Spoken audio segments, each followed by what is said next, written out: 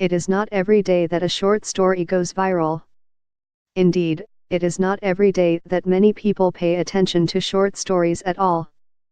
As a form, in Britain at least, they are notoriously difficult to get published, and their authors are rarely granted the effusive praise that is dished out to the long-form novelist. Yet this week, Kristen Roupenian's first story to be printed in The New Yorker was greeted with unparalleled enthusiasm on social media and off it as well. But why? There are no stylistic fireworks on display in Cat Person, a simply written tale of Margot, a 20-year-old college student's sexual encounter with 34-year-old Robert. Nor are there daring experimentations with form or structure.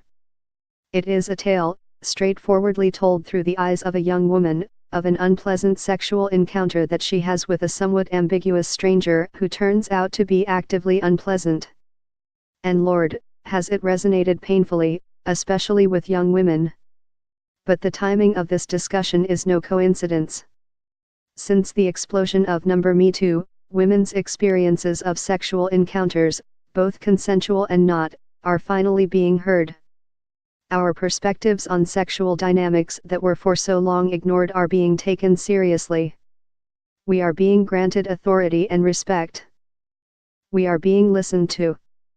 Though the New Yorker story is fiction, Cat Person has found a place in this brave new world where suddenly our thoughts and feelings about the men we meet, our boundaries and our behaviors matter. In some ways Cat Person can be summed up in Margaret Atwood's line, "Men are afraid women will laugh at them. Women are afraid men will kill them."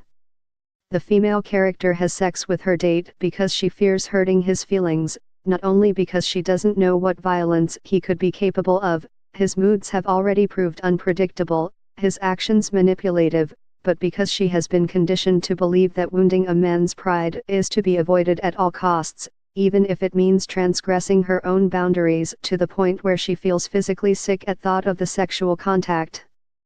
There is an element of astonishment that something so seemingly banal and universal in terms of female experience has gone uncommented on for so long.